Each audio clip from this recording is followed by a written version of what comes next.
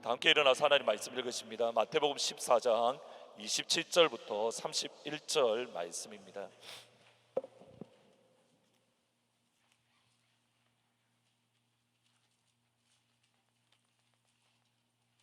마태복음 14장 27절부터 31절 말씀입니다. 4절 말씀 27절부터 31절 같이 한 목소리로 있습니다. 시작. 예수께서 즉시 이르시되 안심하라나니 두려워하지 말라. 베드로가 대답하여 이르되 주여 만일 주님이시거든 나를 명하사 물 위로 오라 하소서 하니 오라 하시니 베드로가 배에서 내려 물 위로 걸어서 예수께로 가되 바람을 보고 무서워 빠져가는지라 소리질러 이르되 주여 나를 구원하소서 하니 즉시 손을 내밀어 그를 붙잡으시며 이르시되 믿음이 작은 자여 왜 의심하였느냐 하시고 아멘. 시편 31편 19절에 보시면 다윗에게 하나님께서 지금까지 베풀어 주신 하나님의 은혜 또는 하나님의 영광에 감동하고 감격해서 주의 백성들과 주의 자녀들에게 이렇게 고백을 합니다. 주를 두려워하는 자를 위하여 쌓아두신 은혜, 곧 주께 피하는 자를 위하여 인생 앞에 베푸신 은혜가 어찌 그리 큰지요. 주를 두려워하는 자를 위해서 하나님께서 하늘에 쌓아두신 아버지의 은혜, store up이라고 표현하는데, 우리를 위하여 하늘에 쌓아두신 하나님의 은혜가 있고 우리를 위하여 베풀어 주시는 아버지의 은혜가 분명히 있습니다. 자녀들을 위하여 하늘에 쌓아두신 아버지의 은혜, 자녀들을 위하여 하늘에 예비해 두시고 또 베풀어 주시는 아버지의 은혜, 하늘에 쌓아두신 아버지의 은혜는 한량없는 은혜입니다. 하늘에 쌓아두신 아버지의 은혜는 갚을 길 없는 은혜입니다. 그 하나님의 은혜, 한량없는 은혜, 갚을 길 없는 아버지의 은혜는 하나님의 아들 예수님을 통해서만 우리가 받을 수 있습니다. 요한복음 1장 14절 16절에 보시면 말씀의 육신이 되어 우리 가운데 거하심에 우리가 그 영광을 보니 아버지의 독생자의 영광이요 은혜와 진리가 충만하더라. 우리가 다 그의 예수의 충만한 데서 받으니 은혜 위에 은혜로라. 예수님의 충만하심은 아버지의 독생자의 영광, 다시 말하면 아버지의 영광입니다. 예수님의 충만하심은 은혜와 진리의 충만함입니다. 예수님의 그 영광의 충만하심에서 저와 여러분은 아버지의 충만함을 경험합니다. 예수님의 은혜와 진리의 충만함에서 그것이 흘러넘쳐서 저와 여러분은 아버지의 은혜를, 아버지의 진리를 경험할 수 있습니다. 우리에게 다른 길은 전혀 없습니다. 우리가 아버지의 영광을 경험할 다른 방법 전혀 없습니다. 우리가 주의 은혜를, 하늘에 쌓아두신 그 은혜, 한량없는 그 아버지의 은혜를 경험할 수 있는 다른 방법은 아예 없습니다. 오직 충만하신 예수님으로부터 우리는 은혜와 진리를, 충만하신 예수님으로부터 저와 여러분은 하늘의 영광을 경험할 수 있습니다. 이런 관점에서 예수님의 12제자는 정말 복받은 사람입니다. 은혜와 진리가 충만하신 예수님, 아버지의 영광으로 충만하신 예수님과 항상 함께했기 때문입니다. 마가복음 3장 14절에 보시면 이에 12를 세우셨으니 이는 자기와 함께 있게 하시고 또 보내사 전도도 했다. 예수님께서 12명을 만드셨다. He was creating the 12 so that they might be with him. 그들의 12명을 만드신 예수님께서 왜 만드셨냐면 그들이 예수님과 함께 있기 위해서. 예수님과 함께함으로 12제자들은 예수님의 충만함에서 나오는 아버지의 은혜를 경험합니다. 예수님의 그 충만함에서 12제자들은 아버지를 보고 아버지를 경험하고 아버지의 영광을 체험할 수 있습니다. 찬송가의 고백대로 내 영혼이 은총 입어 중한죄짐 벗고 보니 슬픔 많은 이 세상도 천국으로 화하도다. 할렐루야 찬양하세 내 모든 죄 사함 받고 그 다음이 주 예수와 동행하니 그 어디나 하늘나라. 주 예수와 동행하니 그 어디나 하늘나라. 영어 가사에 보면 이렇습니다. Where Jesus is, 'tis heaven here. 예수님이 있는 그곳이 it is heaven there. 이게 하나님의 나라가, 천국이 바로 그곳에 있다. 예수님이 계신 그곳이 다름 아닌 천국입니다. 여기에 중요한 하나님 나라의 원리가 있습니다. 첫 번째로, 예수님과 함께 동행하지만 은혜 받지 못할 수 있습니다. 천국에 계신 예수님과 함께 하지만 천국을 맛보지 못할 수 있습니다. 마가복음 4장에 보시면 하나님의 나라 또는 하나님의 신비를 씨 뿌리는 자의 비유를 통해서 예수님이 선포하시고 가르쳐 주셨습니다.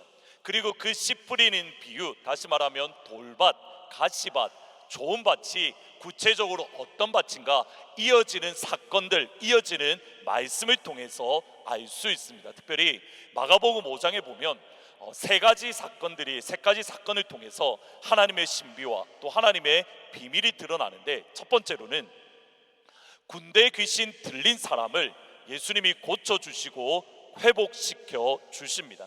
여기 군대 귀신 들렸다라는 말은 정확하게는 a man in unspirit, 불결한 영 안에 있는 사람, 특별히 이러한 뜻인데, 군대라는 이 말은 당시 레기온이라는 헬라어 단어인데 5,000명에서 6,000명 정도 되는 로마 군대의 군단의 단위입니다. 그러니까 제일 강한 군대를 로마 군대라고 하는데, 바로 그 로마 군대를 뜻하는 겁니다.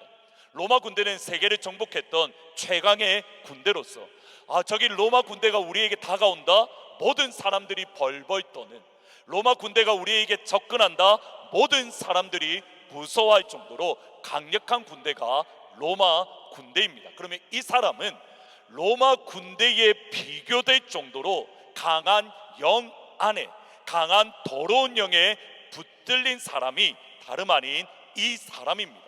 영의 세계에도 로마 군대처럼 강한 귀신이 있고, 강력한 귀신이 있고, 조금 약한 귀신이 분명히 존재합니다. 이 사람은 그 더러운 군대 귀신, 로마 군대처럼 강력한 영에 붙들린 그러한 사람인데, 마가복음 5장 4절에 보면 이렇게 표현합니다. 아무도 군대 귀신 들린 사람을 제어할 힘이 없다. 아무도 군대 귀신 들린 사람을 굴복할 능력이 없다. 여기 헬라에 보면 no one이라는 단어, 아무도라는 단어가 강조되어져 있습니다. 군대 귀신 들린 사람과 이 세상에서 굴복할 수 있는, 그와 맞설 수 있는 사람들이 아무도 없습니다. 그때에 하나님의 아들 예수님은 로마 군대와처럼 강력한 더러운 귀신을 말씀 한마디로, 귀신아 그에게서 나오라는 예수님의 말씀 한마디로, 아무도 굴복시킬 수 없었던, 아무도 제어할 수 없었던 그 귀신을 말씀 한마디로 제어하시고, 말씀 한마디로 그를 굴복시키는 능력이 우리 예수님께 있는 줄 믿습니다. 아무도 굴복할 수 없는 것을 예수님이 하셨다. 12년 혈루증 앓았던 여인도 비슷합니다. 5장 26절에 보면 많은 의사에게 많은 괴로움을 당했지만 아무 효용이 없고 도리어 악화되었다. 강조점은 많은 의사들, 어떤 의사들, 모든 의사들에게 찾아가서 나를 고쳐주십시오, 나를 치료해 주십시오. 그러나 모든 의사들이 이렇게 다가갔지만 그들이 고칠 수 없는 그 병이 하나님이신 예수님 앞에는 아무것도 아닙니다. 은혜와 진리로 충만하신 예수의 옷자락을 만지면 사람의 힘과 사람의 능력으로 고칠 수 없는 그 병이 근원까지, 뿌리까지 치료되고 회복되는 줄 믿습니다. 세 번째로는 야이로의 딸은 이미 죽었습니다. 더 이상 그에게 소망이 없습니다. 여러분, 이 강조점을 보셔야 됩니다. 로마 군대는 병보다 강하지 않습니다. 병은 죽음보다 강하지 않습니다. 점점 더 강한 것들이 존재합니다. 그러나 점점 강한 그것들이 예수님 앞에서는 아무것도 아니라는 겁니다. 마치 블랙홀처럼 모든 것들을 집어삼키는 죽음까지도 예수님의 생명이신 예수님 앞에서는 아무것도 아닙니다. 여러분, 이 세 가지의 사건의 공통점은 이겁니다. 더러운 군대 귀신 들렸던 사람, 혈루증으로 어려움을 겪었던 사람 야이로의 딸. 강조점은 뭡니까? 이 땅에 아무도 할 수 없었던 것들을, 이 땅에 누구도 굴복할 수 없고 이 땅에 누구도 제어할 수 없었던 그 어려움, 그 고통의 체인에 묶여 있는데 예수님 앞에 나아가니, 예수님이 그들을 찾아가니, 예수님이 그들과 함께하니 어느 누구도 끊을 수 없었던 것을 예수님이 한 번에 끊어 버리십니다. 영적인 블랙홀은 예수님 안에 있는 빛을, 예수님 안에 있는 생명을 이기지 못합니다. 우리에게 영적인 블랙홀이 다가온다 하더라도 우리가 예수님과 함께하면 그 블랙홀조차 뛰어넘는 은혜가 저와 여러분에게 충만하게 될 줄 믿습니다. 거절할 수 없는 예수의 은혜. 언제입니까? 주님이 우리와 함께 하실 때. 그리고 여기서 한 번 더 보셔야 됩니다. 세 번의 세 가지 사건 가운데 또 다른 하나의 공통점이 있습니다. 어느 누구도 제어하지 못했던 귀신을 쫓아내었습니다. 군대 귀신을 쫓아내었습니다.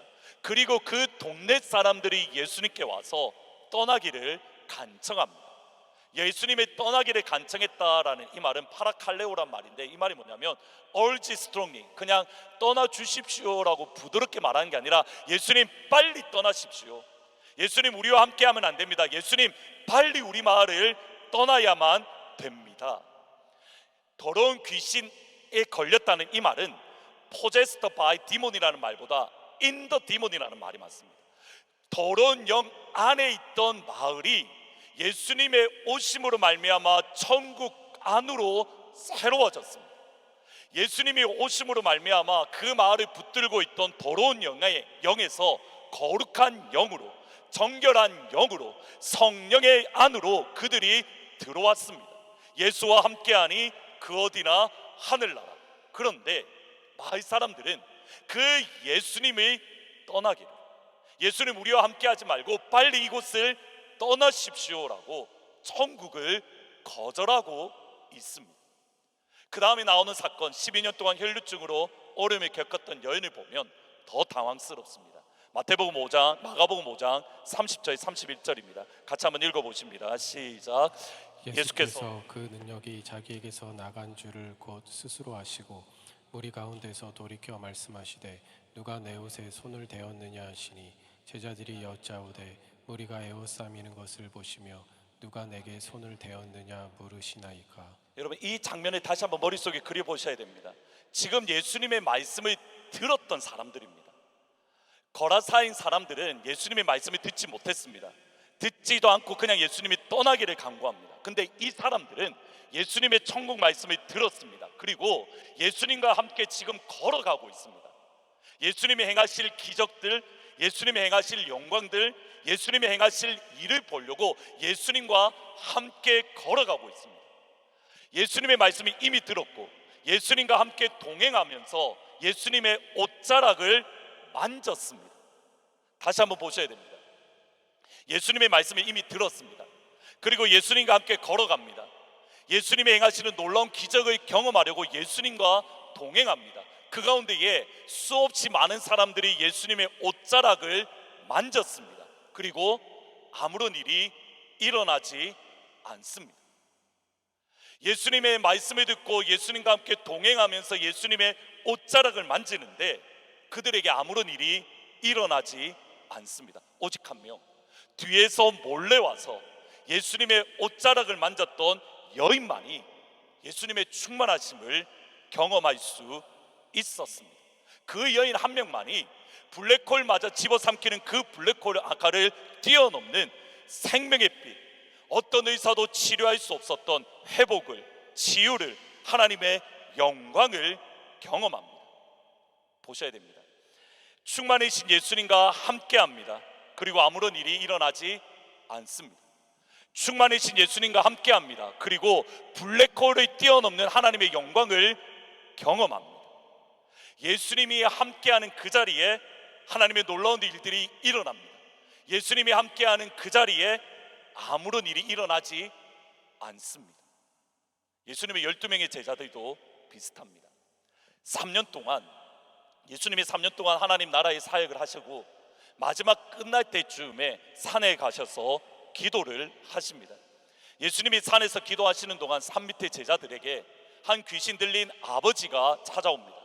예수님께 아이를 치료해 달라고 간구하러 왔는데 예수님은 산에 간 것을 보았을 때에 제자들에게, 그 이전에 이미 귀신들을 쫓아내었던 제자들에게 내 아이가 귀신이 들렸습니다, 내 아이를 치료해 달라고 간구합니다. 그러나 아무런 일이 일어나지 않았습니다. 이때에 이 모습을 본 예수님이 제자들에게 이렇게 말씀합니다. 마가복음 9장 18절에 보시면 귀신이 어디서든지 그를 잡으면 거꾸러져 거품을 흘리며 이를 갈며 그리고 파래에 가는지라. 내가 선생님의 제자들에게 내쫓아 달라 하였으나 그들이 능히 하지 못하더이다. 대답하여 이르시되 믿음이 없는 세대여, 내가 얼마나 너희를 참으리요, 내가 얼마나 너희와 함께 있으며 내가 얼마나 너희에게 참으리요, 그를 내게 데려오라. 3년 동안, 그냥 하루 이틀이 아닙니다. 3년 동안 예수님과 함께 했던 제자들을 향하여 예수님이 하시는 평가가 이겁니다. 믿음이 없는 세대예요. 내가 언제까지 너희들과 함께 하겠느냐, 내가 언제까지 너희들을 참고 인내해야 되겠느냐. 그냥 하루 동안 예수님과 함께 했던 사람이 아니라 3년 동안 예수님과 함께 다녔던 제자들의 영적인 모습을 향하여 예수님은 이렇게 평가합니다. 믿음이 없는 세대예요. 이상하지 않으십니까? 3년 동안 예수님과 동행했으면 예수님으로부터 오는 은혜, 예수님으로부터 오는 진리가 충만해져야 되는데 그들을 향한 예수님의 평가는 믿음이 없는 세대예요.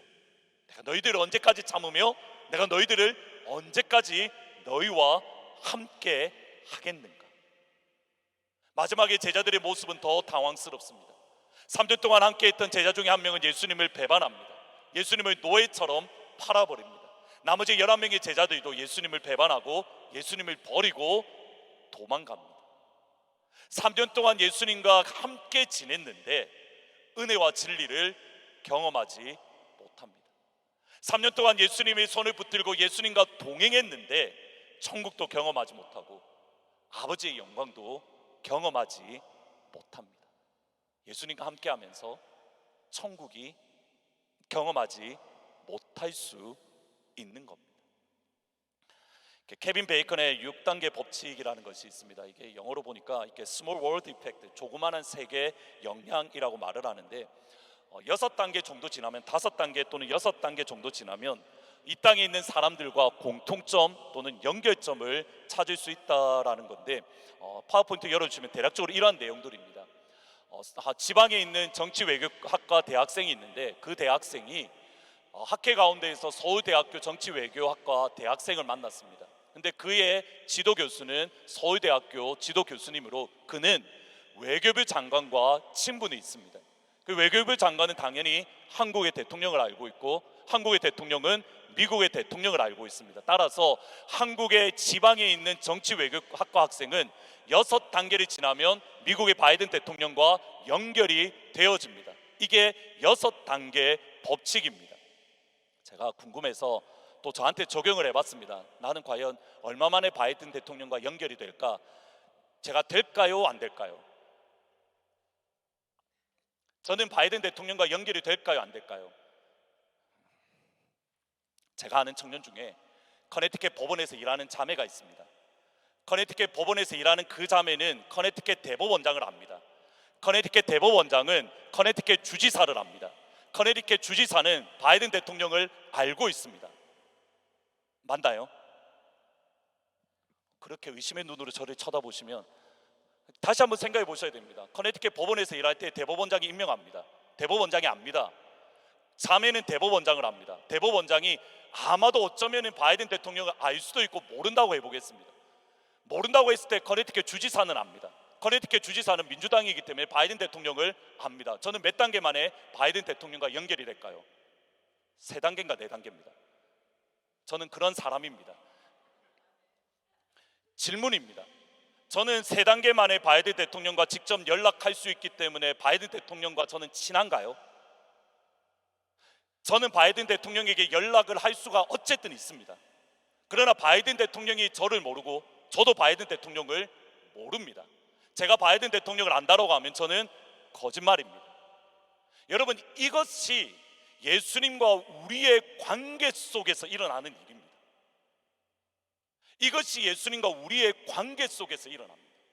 마치 제가 바이든 대통령을 안다라고 하는 것처럼, 그러나 아무런 일이 일어나지 않는 것처럼 예수님과 우리의 관계가 바이든과 저의 관계임에도 불구하고 관계이기 때문에 우리는 스스로 착각에 빠질 수 있더라는 겁니다.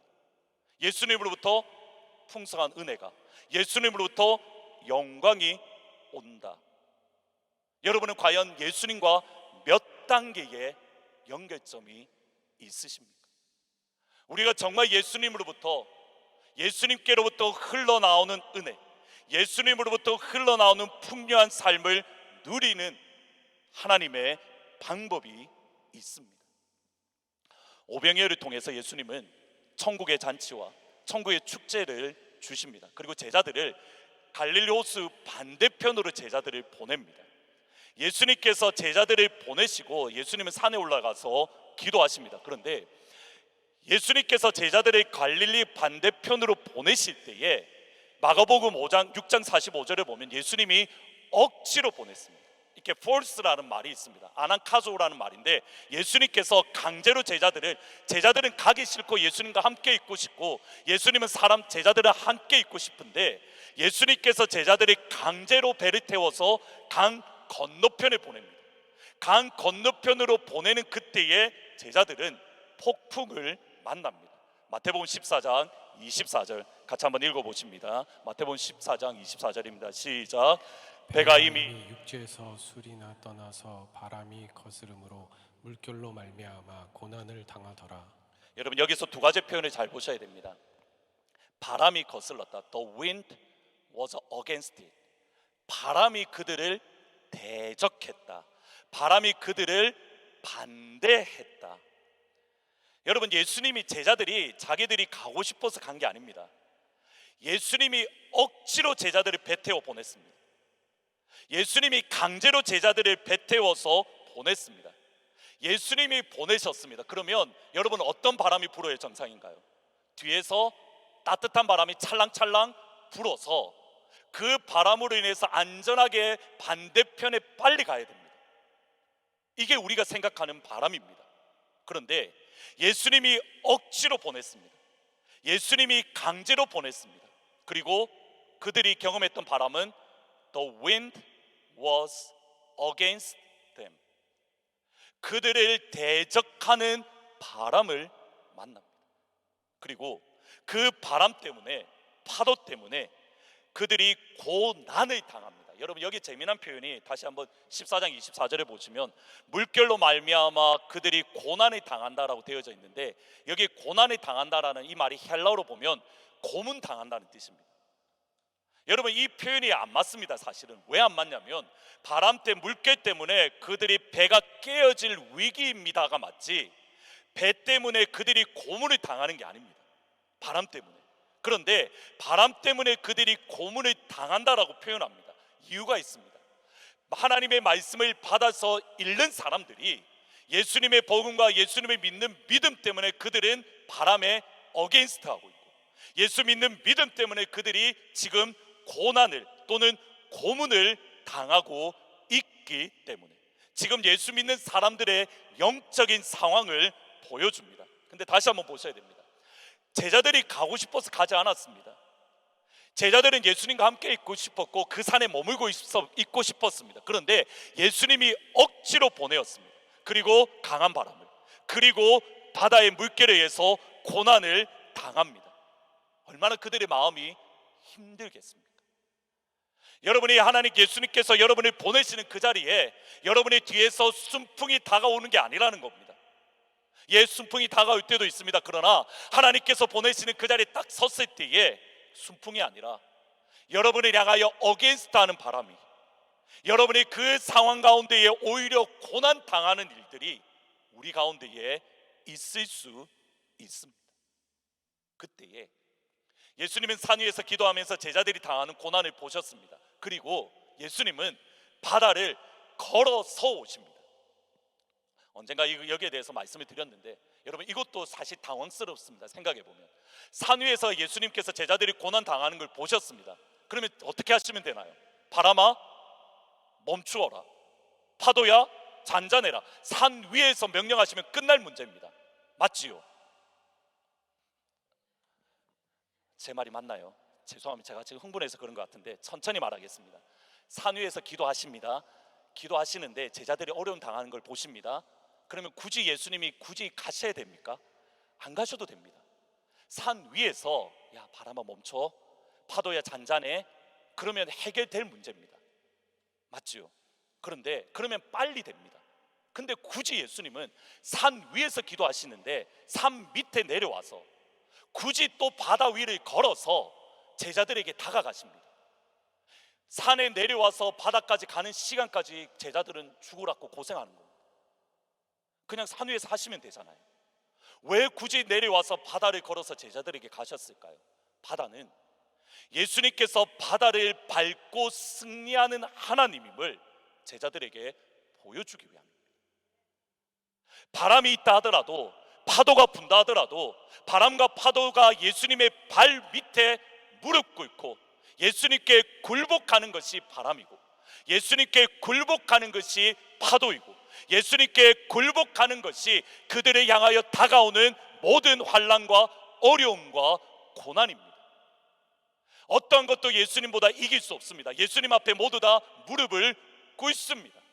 그때 예수님은, 베드로가 이렇게 말합니다. 예수님, 나도 바다를 걷게 해주십시오.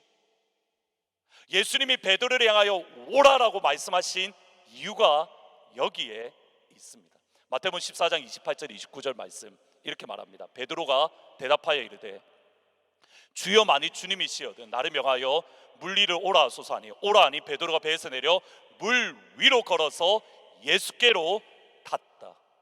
지금 베드로가 어떤 겁니까? 예수님처럼 바람을 반대하는 바람을 이겨내고 달려나가고 있습니다.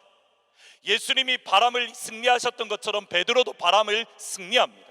예수님이 바다 물결을 밟으셨던 것처럼 베드로도 바다 물결을 밟고 있습니다. 예수님이 승리하셨다면 주의 제자들도 승리합니다. 예수님이 승리하셨다면 주의 제자들을 향하여 넘어뜨릴 수 있는 것은 이 땅에 아무것도 없습니다. 예수님이 영적인 블랙홀을 깨뜨리셨다면 제자들도 영적인 블랙홀을 깨뜨릴 수 있습니다. 여기서 끝나면 좋은데 베드로는 물속에 빠졌습니다. 마태복음 14장 30절 31절 같이 한번 읽어보십니다. 시작. 바람을 보고 무서워 빠져가는지라 소리 질러 이르되 주여 나를 구원하소서 하니 예수께서 즉시 손을 내밀어 그를 붙잡으시며 이르시되 믿음이 작은 자여 왜 의심하였느냐 하시고. 여기서 보셔야 됩니다. 예수님이 베드로와 함께 하십니다. 맞죠? 근데 물속에 빠져갑니다. 예수님이 함께 하시는데 베드로는 물속에 빠져갑니다. 언제입니까? When he saw the wind. 베드로의 시선이 바람을 보는 순간 베드로는 예수님이 함께 계셔도 물속에 빠져갑니다. 예수님께만 그의 시선이 고정되어 있을 때에는 예수님처럼 바다를 걸어갔습니다. 예수님께 고정되어 있던 그 시선이 바람을 보는 순간 예수님이 함께 계셔도 바다 속에 빠져 들어갑니다. 그러면 언제 풍성한 삶을 누릴 수 있습니까? 시선이 예수님께만 고정되어 있을 때에. 시선이 예수님께 고정되어 있지 않으면 예수님이 내 앞에 계셔도 물속에 빠져갑니다. 질문은 이겁니다. 그리고 여기에 삶의 중요한, 신앙의 중요한 원리가 있습니다. 어떻게 하면 바람 가운데에, 파도 가운데에 베드로의 시선이 바람에 뺏긴 이유는 무엇입니까? 다르게 말하면 바람과 파도 가운데에서도 시선을 예수님께만 고정할 수 있는 방법은 무엇입니까? 예수님께 고정해야 바다를 걸을 수 있는데 바람 가운데에, 파도 가운데에 어떻게 예수님께 고정할 수 있습니까? 그것이 두 번째입니다. 같이 한번 제목을 같이 한번 읽어봅니다. 시작. 예수님을 사랑하면 파도가 보이지 않습니다. 오늘 1부와 3부 예배가 설교가 달라졌습니다. 1부 때는 이게 안 했는데 보셔야 됩니다. 예수님을 사랑하면 파도가 보이지 않습니다. 셰익스피어가 한 말 중에 이런 말이 있다고 합니다. 사랑은 맹목적이다. 연인의 눈에는 아무것도 보이지 않는다. 사랑에 빠지면 아무것도 안 보인다라는 이 말이 그냥 문학 작품 이야기가 아니라 과학적으로 증명됐다고 합니다. 플로리다의 대학의 매너 박사 연구팀이 지금 한참 연애 중에 있는 커플들을 이렇게 대상으로 연구를 했답니다. 학생들 가운데에 뭐 형제 같으면 엄청 예쁜 자매 같으면 엄청 잘생긴 형제를 사진을 이렇게 쭉 보여주었답니다. 2000분의 1초 뭐 이렇게 말 그대로 깜짝할 정도로 잘생긴 남자, 예쁜 여자를 보여주고 스크린이 딱 지나가자마자 중간에 뭐가 있냐면 동그라미나 네모가 있다라고 합니다. 그러면 얼마만큼 그 동그라미와 네모를 빨리 맞추는가에 대한 실험이라고 합니다. 잘생긴 남자가 딱 지나갔을 때의 자매는 빨리 도형을 맞췄을까요? 늦게 맞췄을까요? 엄청 빨리 맞췄다고 합니다. 잘생긴 여자가 싹 지나갔을 때의 남자는 도형을 빨리 맞출까요? 늦게 맞출까요? 빨리 맞췄다고 합니다. 이유는 이거라고 합니다. 내가 좋아하고 내가 사랑하는 사람이 있으니 내 눈앞에 잘생긴 사람이 지나가든 말든 관심이 없이 내 눈에는 누구만 보입니까? 경험이 없으십니까? 다시 한번 보셔야 됩니다. 내가 그 사람에게 빠져 있다면 옆에 아무리 예쁜 사람이 잘생긴 사람이 지나가도 내 눈에는 이 사람만 보이니 여기에 관심이 없더랍니다. 그게 이 실험의 결론이라고 합니다. 질문입니다. 여러분이 파도 가운데에 예수님께 시선을 고정할 수 있는 방법은 뭡니까? 예수님을 사랑하면 됩니다. 여러분이 예수님을 사랑하면 옆에서 파도가 불든 방금 차에 빵빵하는 소리가 들리든 어떤 소리가 들리든 상관없이 여러분이 저를 사랑하면 제 목소리만 들릴 겁니다. 근데 여러분의 귀에 지금 빵빵하는 소리와 오토바이 소리가 들렸다는 말은 여러분이 저를 안 사랑한다는 뜻입니다. 무슨 말인지 이해가 되십니까? 우리가 정말 예수님만을 사랑하면 예수님께만 고정되면 발 안 보입니다. 우리가 정말 예수님께만 고정되어 있고 예수님만을 사랑한다면 옆에서 파도가 치든 바람이 불든 무슨 난리가 치든 우리의 시선이 옮겨지지 않습니다. 여러분이 바다에 빠지는 이유는 여러분이 바다에 빠지는 이유는 다른 데 있는 게 아닙니다. 바람이 커서요? 파도가 커서요? 아닙니다. 예수님을 향한 우리의 사랑이 식었기 때문에 예수님을 향한 사랑의 문제이지 바람의 문제가 아니라는 겁니다. 주님을 향한 우리의 사랑의 문제이지 파도의 문제가 아니라는 겁니다. 요한일서 4장 18절에 이렇게 말합니다. 사랑 안에 두려움이 없고 온전한 사랑이 두려움을 내쫓나니 두려움에는 형벌이 있습니다. 두려워하는 자는 사랑 안에서 온전히 이루지 못하느니라. 베드로의 그 시간 속에서는 예수님을 향한 사랑이 사라졌고 그 사랑이 식어지는 순간 그의 마음 가운데에 두려움이 들어간 겁니다. 예수님을 향한 사랑보다 바다를 향한 두려움이 더 커버리니 시선이 다른 데로 옮겨지고 그 가운데에 빠져들어가는 것. 여러분 이것이 바로 포도나무, 요한복음 15장 포도나무의 핵심입니다. 15장 5절을 보면 이렇게 말합니다. 나는 포도나무요 너희는 가지라. 그가 내 안에 내가 그 안에 거하면 사람이 많은 열매를 맺나니 너희들이 나를 떠나서는 아무것도 할 수 없다. 우리가 이 말씀을 오해하는 경우가 있습니다. 예수님 안에 있으면 remain in me, 내 안에 거하라. 예수님 안에 거한다는 것이 우리는 가만히 있는 게 아닙니다. 여러분 요한복음 15장 다시 한번 쭉 같이 읽어보셔야 됩니다.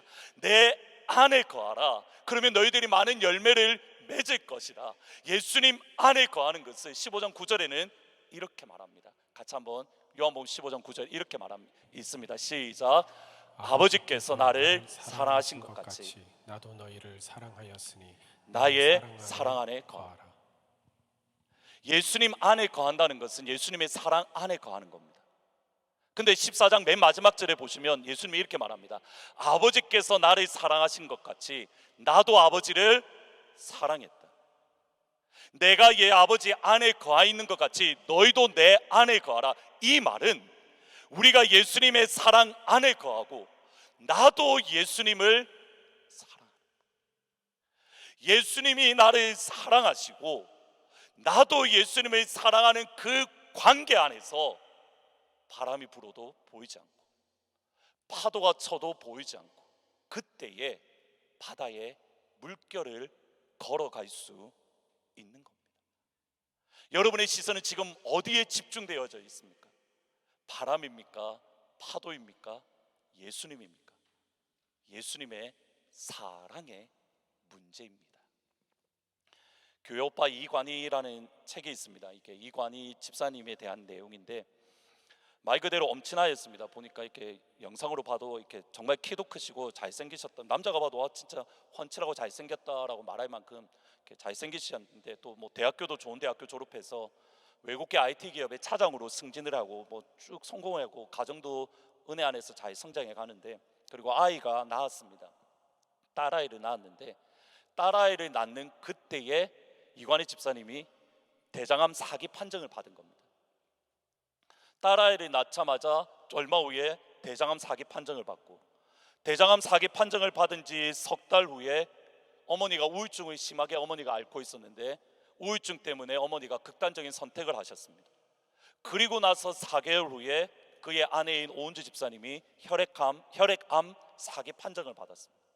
여러분, 이게 순서를 보셔야 됩니다. 잘 나가다가 갑자기 어느 날 내가 암에 걸리고 어머니가 극단적인 선택하고 넉 달 후에 아내가 혈액암을 겪게 되고, 이 과정을 암으로 인해서 투병하는 이 과정을 예수 믿지 않던 PD가 KBS PD의 시선으로 이분에 대한 다큐멘터리를 만들었고, 그것이 교회 오빠 이관희라는 그런 다큐멘터리와 그리고 영화라고 합니다. 이 책 가운데에 이관희 집사님의 고백이 이렇습니다. 사실 저도 아프고 나서 많은 목사님들이 와주셔서 기도도 해주고 권면도 하시는데, 목사님 말씀대로 형제님, 이 질병은 하나님의 계획 가운데 있는 고난이니까 이 고난을 이겨내고 승리할 겁니다. 하나님이 치료해 줄 겁니다.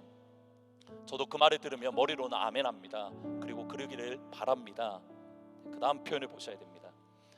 근데 정말 뜨거운 눈물을 흘리는 기도는 저로 하여금 십자가의 능력을 다시 한번 복음을 상기시켜주는 그런 기도, 십자가 앞에서 내가 얼마나 죄인된 사람인지 깨닫게 해주시고 그 십자가의 능력으로 내가 죄사함을 받고 하나님의 자녀가 되었다는 그 감격을 일깨워주는 기도, 이 상황 속에서도 하나님만 바라보고 하나님에 대한 신뢰를 거두지 말라는 그런 기도를 드릴 때에 저의 마음은 더 뜨거워지고 저는 더 많은 눈물을 흘립니다. 보통 사람으로 쉽게 넘어갈 수 없는 그 상황을 이관희 집사님은 어떻게 이겨냈습니까? 그에게 다가오는 바람과 파도를 어떻게 이겨낼 수 있었습니까? 하나입니다. 그의 시선이 예수님께 뺏기지 않았기 때문입니다. 그의 눈은 여전히 십자가를 향해 있었고 그의 주님을 향한 사랑은 여전했기 때문에 옆에서 어떠한 바람이 불어도 그 가운데 마음을 주지 않고 나는 나의 사랑하는 주님만을 바라보며 이 길을 걸어갈 수 있었던 겁니다. 왜 힘들지 않았겠습니까? 왜 아프지 않겠습니까? 그런데 주님을 향한 사랑이 있으니 옆에서 어떠한 바람이 불어도 그 바람이 보이지 않는 겁니다. 예수님을 향한 사랑이 크니 옆에서 파도가 일어도 그 파도가 받아들이지 않는 겁니다. 우리의 진짜 문제는 바람의 크기가 아니라 파도의 크기가 아니라 예수님을 향한 우리의 사랑의 문제입니다. 우리는 그 문제를 바라보며 거기에 집중합니다. 하나님의 나라는 다릅니다. 그 문제가 아니라 예수님을 향한 사랑이 회복되어지면 이것 걸어갈 수 있습니다. 우리 안에 예수님을 향한 사랑이 회복되어지면 어떠한 바람이 불어도 어떠한 파도가 불어도 넉넉히 이겨낼 수 있습니다. 예수님의 사랑을 하면, 예수님 사랑하면 파도가 보이지 않습니다. 2024년 예수님을 사랑함으로 파도가 불든지 바람이 불든지 바다 위를 걸어갈 수 있는 사랑, 우리 하트포드 제2장로교회 모든 성도님들이 될 수 있기를 주의 이름으로 축원합니다.